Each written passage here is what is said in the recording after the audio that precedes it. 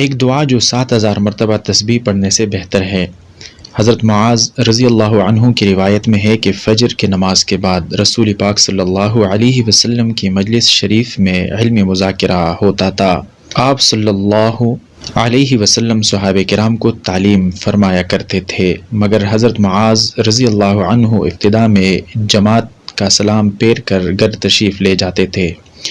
ایک مرتبہ آپ صلی اللہ علیہ وسلم نے فرمایا، اے معاذ صبح کو ہماری مجلس میں نہیں آتے؟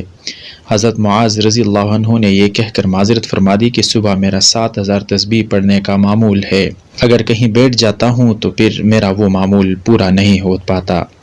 حضور صلی اللہ علیہ وسلم نے فرمایا، کیا میں تمہیں ایسی دعا نہ بتلا دوں جس کا ایک مرتبہ پڑھ لینا 7000 تسبیح سے بہتر ہو؟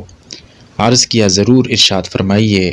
ارشاد فرمایا، لا الہ الا اللہ عدد رضاہ، لا الہ الا اللہ زینت عرشہ، لا الہ الا اللہ عدد خلقہ، لا الہ الا اللہ ملء سماواتہ، لا الہ الا اللہ ملء ارضہ، لا الہ الا اللہ ملء ما بینہما، لا الہ الا اللہ مثل ذلك معہ واللہ اکبر، ذلك معہ والحمد للہ مثل ذلك معہ۔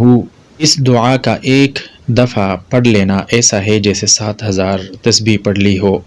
حضرت شیخ الحدیث مولانا محمد ذکریا صاحب نور اللہ مرقدہ نے اپنی صاحب زادیوں کو یہ دعا یاد کرا دی تھی کہ یہ پڑھا کرو۔ میں نے شیخ سے ایک مرتبہ پوچھا، یہ کیا ہے؟